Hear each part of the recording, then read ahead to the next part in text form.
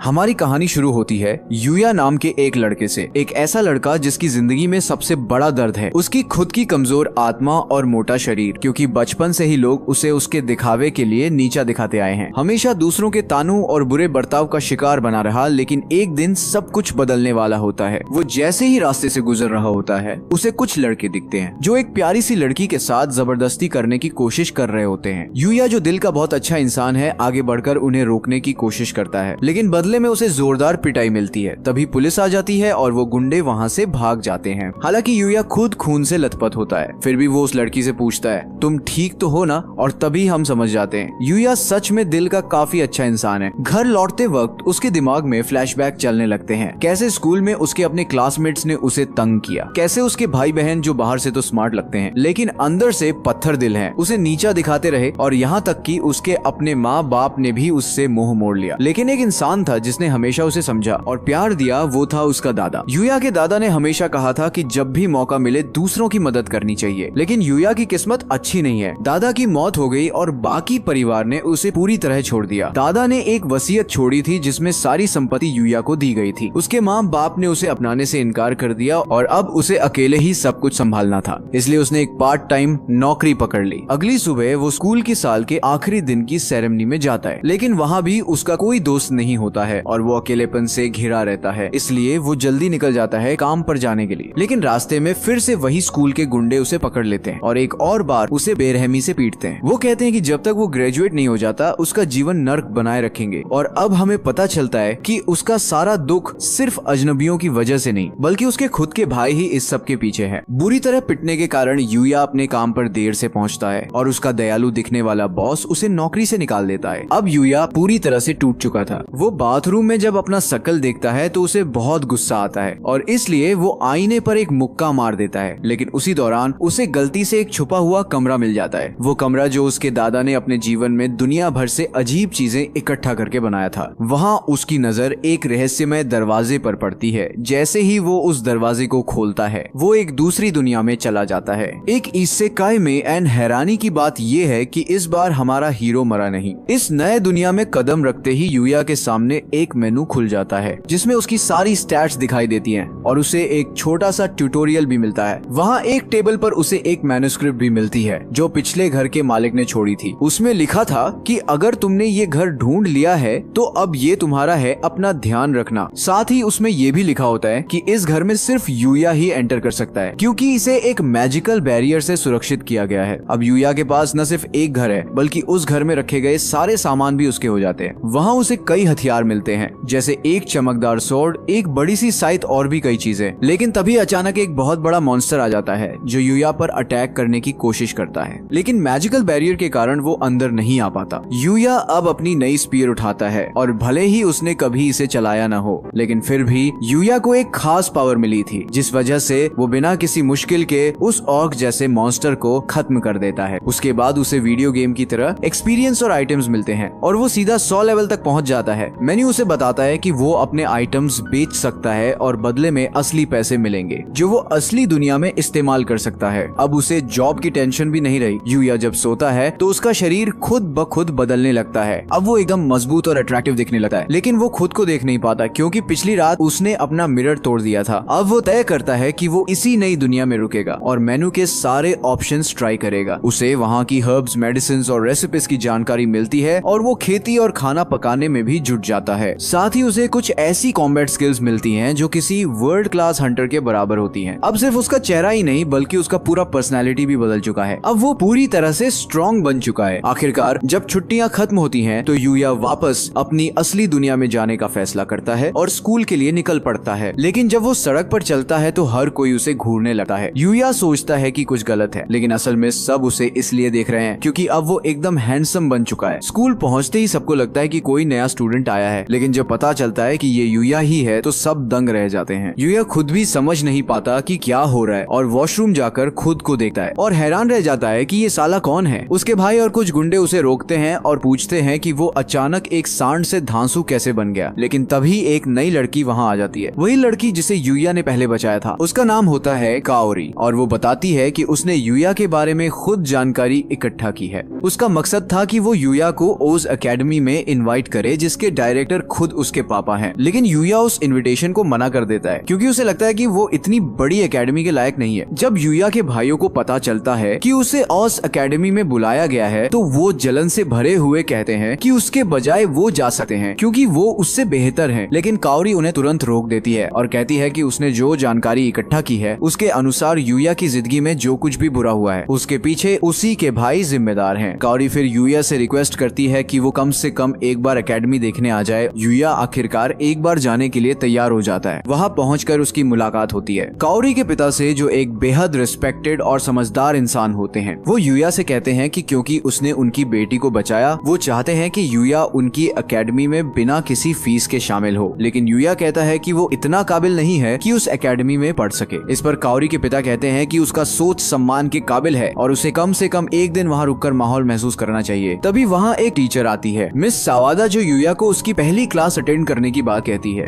यूया जब क्लासरूम के दरवाजे पर खड़ा होता है तो सोचने लगता है कि यहाँ के स्टूडेंट्स उससे कैसे बिहेव करेंगे। लेकिन जैसे ही वह अंदर आता है सब चुप हो जाते हैं क्योंकि अब यूया की पर्सनैलिटी और लुक इतने शानदार हो चुके हैं कि हर कोई उसकी तरफ देखता रह जाता है। वो ह्योदो नाम की एक लड़की के बगल में बैठता है और दोनों एक ही बुक शेयर करते हैं। इस एकेडमी की खासियत ये होती है कि यहाँ के स्टूडेंट्स काफी पॉजिटिव और हेल्पफुल होते हैं। क्लास खत्म होते ही सभी यूया के पास आकर उससे कई सवाल पूछते हैं। तभी रियो आता है और यूया को कैफेटेरिया ले जाता है जहाँ वो उसका पहला दोस्त बनता है। वहीं उनकी मुलाकात शिंगो से होती है जो चश्मिश है और काफी फ्रेंडली है, ओटाकू है और गेमर भी है। कैफेटेरिया में यूया थोड़ा नर्वस महसूस करता है क्योंकि सब उसे घूर रहे होते हैं। रियो उसे बताता है कि सब उसे इसलिए देख रहे हैं क्योंकि वो बहुत हैंडसम लग रहा है। दिन खत्म होने के बाद काओरी के पिता यूया से पूछते हैं कि उसे एकेडमी का एक्सपीरियंस कैसा लगा और क्या वो यहीं रुकना चाहता है। यूया कहता है कि वो खुद को अभी भी इतना काबिल नहीं समझता है। इस पर काओरी के पिता कहते हैं कि अगर वो खुद को इम्पोर्टेंस नहीं देगा तो बाकी लोग भी उसे इम्पोर्टेंस नहीं देंगे। ये सुनकर यूया मोटिवेट हो जाता है और वो एकेडमी में रुकने का फैसला करता है। जब वो बाहर निकलता है तो काओरी उसका इंतजार कर रही होती है और उसे साथ टहलने के लिए इनवाइट करती है। दोनों साथ में बाहर घूमते हैं और काओरी बताती है कि उसने कभी किसी लड़के के साथ बाहर वक्त नहीं बिताया है और वो आज फर्स्ट टाइम किसी लड़के के साथ बाहर घूम रही है। इससे साफ होता है कि उसे यूया में दिलचस्पी है। दोनों साथ में क्रीप्स खाते हैं और यूया उससे पूछता है कि उसने उसे पहचान कैसे लिया जबकि उसका चेहरा पहले से काफी बदल चुका है। काओरी कहती है कि भले ही उसका शरीर बदल गया हो लेकिन उसकी आंखें अब भी वैसी ही हैं, साफ, सच्ची और मासूम। यूया ये सुनकर थोड़ा इमोशनल हो जाता है। अब सीन बदलता है और हम देखते हैं कि यूया अब और भी ज्यादा ताकतवर और खतरनाक बन चुका है। नए दुनिया में वो लगातार मॉन्स्टर से लड़ाई कर रहा है और उन्हें हराकर एक्सपीरियंस कमा रहा है। अब उसका लेवल 250 तक पहुंच चुका है लेकिन उसे समझ आता है कि जैसे जैसे लेवल बढ़ते हैं आगे बढ़ना और मुश्किल होता जा रहा है क्योंकि अब ज्यादा एक्सपीरियंस चाहिए। तभी उसे रास्ते में एक भयानक दृश्य दिखता है। कई सोल्जर्स मरे हुए पड़े होते हैं और एक बड़ा सा गॉब्लिन एक लड़की को मारने ही वाला होता है। लेकिन यूया अब पहले जैसा नहीं रहा। अपने ताकतवर और बेहतरीन मूव्स के साथ वो उस बड़े से मॉन्स्टर को हरा देता है। वो लड़की बेहोश हो जाती है और जब यूया उसके पास जाने की कोशिश करता है तभी उसे और लोगों के कदमों की आवाज सुनाई देती है। यूया अपनी इनविजिबिलिटी स्किल का इस्तेमाल करता है और छिपकर उन्हें देखता है। वो लोग रॉयल नाइट्स होते हैं जो उस लड़की को बचाने आए थे और वो कोई आम लड़की नहीं होती बल्कि एक राजकुमारी होती है जिसका नाम एलेक्सिया है। अब सीन फिर से बदलता है और हम देखते हैं कि यूया अपने कपड़े धोकर प्रेस कर रहा होता है लेकिन उसे पता चलता है कि उसके पास पहनने के लिए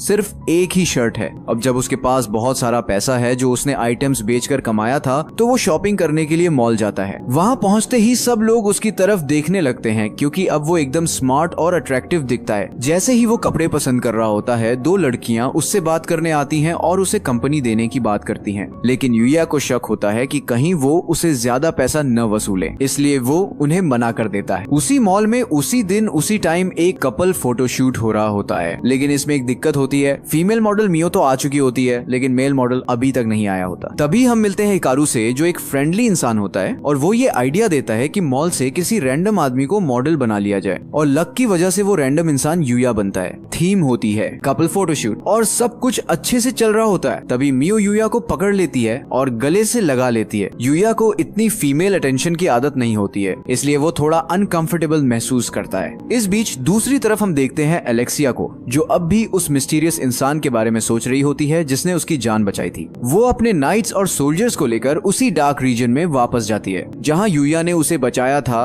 और जहाँ उसका घर भी है। हालांकि उन्हें नहीं पता कि वो घर यूया का है। उसका मकसद सिर्फ इतना होता है कि वो उस अनजान हीरो को ढूंढकर उसको थैंक्स बोल सके। दूसरी तरफ फोटोशूट खत्म होने के बाद यूया और मियो साथ में आराम कर रहे होते हैं और बातचीत करते हैं। यूया मियो से कहता है कि वो बहुत इंस्पायरिंग है क्योंकि वो इतना मुश्किल काम इतनी लगन से करती है। फिर वो मियो से पूछता है कि आखिर उसे मॉडलिंग करने की प्रेरणा कहाँ से मिली। मियो बताती है कि वो चाहती है कि लोग उसके काम को पहचाने और जब उसके फैंस उसके काम से खुश होते हैं तो उसे भी खुशी मिलती है। तभी वहाँ एक सुनहरे बालों वाला मॉडल आ जाता है जो असल में उस फोटोशूट के लिए पहले से तय किया गया था, लेकिन वो अपने समय की कोई कद्र नहीं करता। भले ही वो देखने में अच्छा लगे, लेकिन असल में वो एक घमंडी इंसान होता है। वो अचानक मियो को दीवार में धक्का देकर उसे डेट पर चलने के लिए कहता है, जिससे मियो काफी अनकंफर्टेबल हो जाती है। ये देखकर यूया बीच में आ जाता है और कहता है कि वो उसे परेशान कर रहा है। वो उसे रुकने को कहता है, लेकिन ये सुनकर उसे गुस्सा आ जाता है और वो यूया पर पंच करने की कोशिश करता है, लेकिन यूया उसके पंच को बड़ी आसानी से रोक देता है और उसे जमीन पर गिरा देता है। पूरे मॉल में मौजूद लोग यूया की तारीफ करते हैं और तालियां बजाते हैं।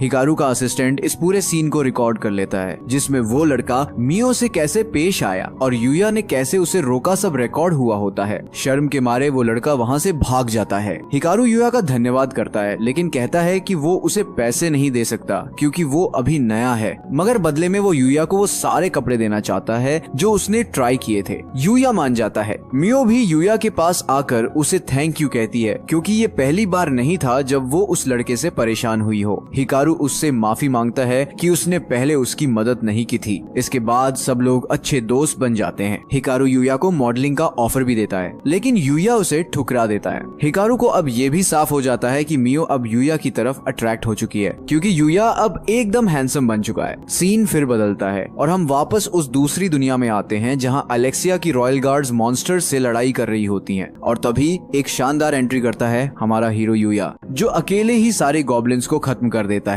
वो भी अपनी जबरदस्त स्टाइल में। लड़ाई खत्म होने के बाद अलेक्सिया उसके पास आती है और कहती है कि वो सिर्फ उसे धन्यवाद कहने नहीं आई बल्कि उसे एक प्रपोजल देने आई है। वो उससे शादी करना चाहती है। ये सुनकर वहाँ मौजूद एक नाइट चौंक जाता है और अलेक्सिया से कहता है कि वो यूया को जानती तक नहीं और ये सब बहुत जल्दबाजी है, लेकिन अलेक्सिया उस पर ध्यान नहीं देती है। बातचीत को थोड़ा शांत माहौल में करने के लिए वो सब यूया के घर जाते हैं जहाँ ओवेन नाम का वो नाइट अलेक्सिया के साथ बातचीत करता है। अलेक्सिया एक बार फिर अपनी शादी की बात दोहराती है, लेकिन यूया अच्छे से उसे मना कर देता है और कहता है कि वो अच्छे दोस्त बन सकते हैं। इसके बाद ओवेन बताता है कि राजा खुद यूया से मिलना चाहते हैं और उसे अपने राज्य में एक रॉयल ऑडियंस के लिए बुलाया गया है ताकि वो अपनी बेटी की जान बचाने के लिए यूया का धन्यवाद कर सके। वहाँ पहुँचने के लिए लगभग 5 दिन लगेंगे, इसलिए तारीख तय करके बाद में जाना होगा। जाते जाते अलेक्सिया यूया से कहती है कि जब अगली बार वो मिलेगी तो वो उसे छोड़ेगी नहीं। इस बीच राज्य के एक और कोने में एक नकाबपोश व्यक्ति से पता चलता है कि अलेक्सिया पर हमला एक सोची समझी साजिश थी, उसे मारना ही असली मकसद था।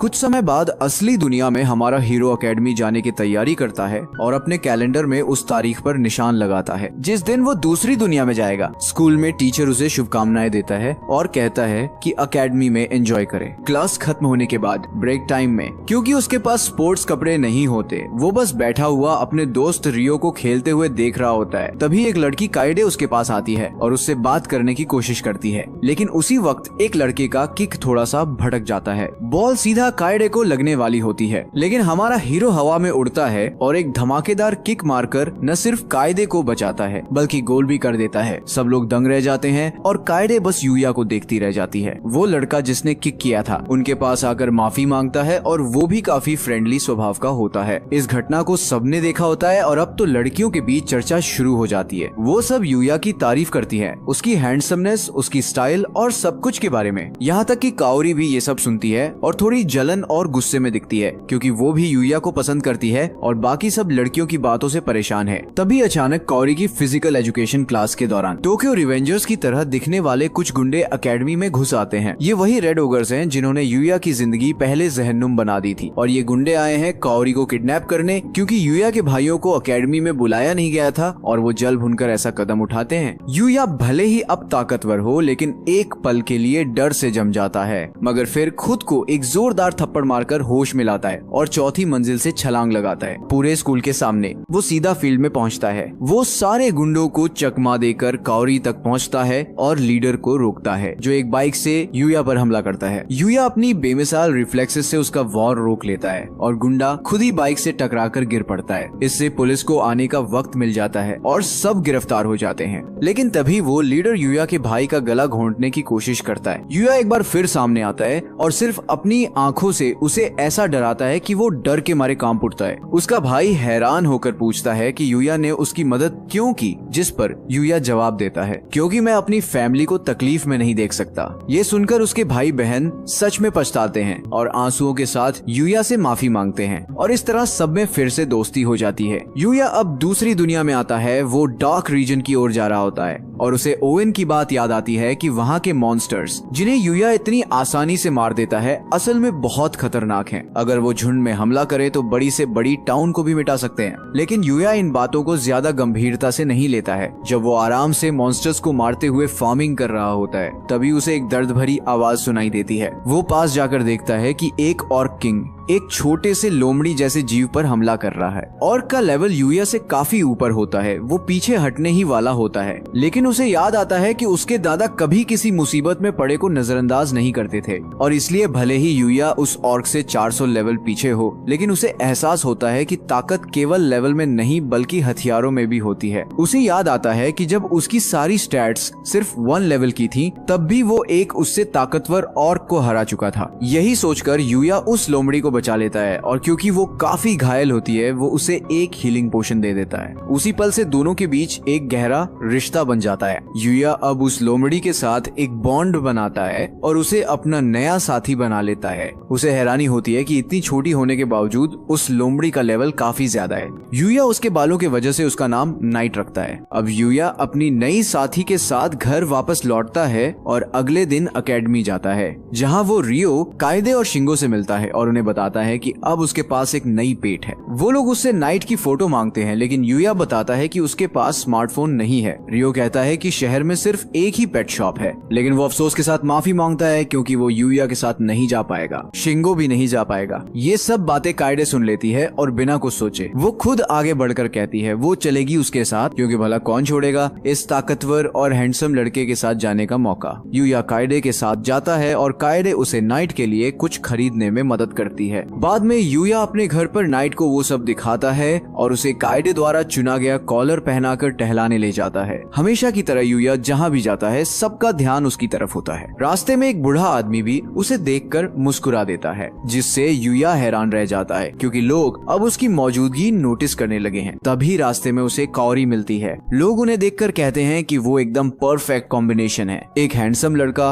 एक खूबसूरत लड़की और एक प्यारा जानवर। काओरी उससे पूछती है कि नाइट किस नस्ल का है, लेकिन यूया कहता है कि उसे पता नहीं और वाकई कौन यकीन करेगा कि ये एक असली मॉन्स्टर है। यूया बताता है कि उसने नाइट को अडॉप्ट किया है। काओरी कहती है कि उसकी पेट बहुत खुश लग रही है कि यूया ने उसे अपनाया। लेकिन तभी हमारी कहानी में आती है यूया की दूसरी वाइफू मियो। यूया हैरान होकर उससे पूछता है कि वो यहाँ क्या कर रही है। मियो जवाब देती है कि वो पास में ही रहती है और आमतौर पर इसी समय वॉक पर निकलती है। हमें साफ दिखता है कि काओरी को जलन हो रही है। यूया कहता है कि उसने मियो से हाल ही में मिला है और वो उसे काओरी से एक दोस्त की तरह मिलवाता है। आसपास जो लोग खड़े हैं वो अब और ज्यादा चौंक जाते हैं क्योंकि उनके सामने 2 खूबसूरत लड़कियां और एक हैंडसम लड़का खड़ा होता है। मियो बिना टाइम बर्बाद किए यूया से पूछती है क्या तुम आगे भी यहाँ आया करोगे? यूया मुस्कुराते हुए हाँ कहता है। मियो कहती है कि अब वो और भी ज्यादा एक्साइटेड रहेगी बाहर आने के लिए। काओरी के चेहरे पर अब जलन और भी साफ दिखती है क्योंकि जिसे वो पसंद करती है अब उसकी अटेंशन किसी और पर है। जब मियो चली जाती है तब काओरी यूया से पूछती है क्या तुम दोनों डेट कर रहे हो? यूया तुरंत मना कर देता है। वो कहता है कि वो मियो के बराबर नहीं है। काओरी कहती है कि ऐसा मत कहो, लेकिन फिर थोड़ी शर्मा जाती है और चुप हो जाती है।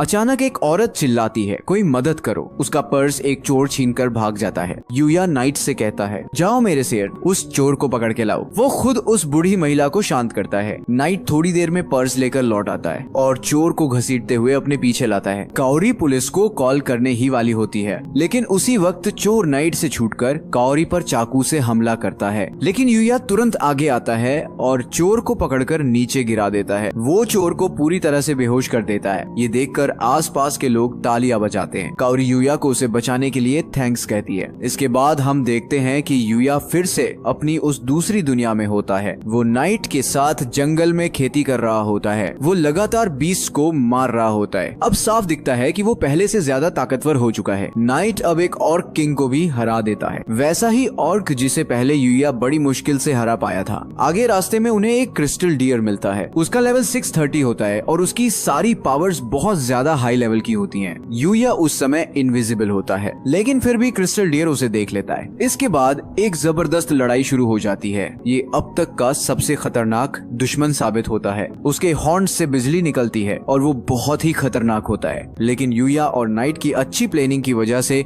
आखिरकार नाइट ही उसे खत्म कर देता है। आगे की स्टोरी और भी खतरनाक और मजेदार है।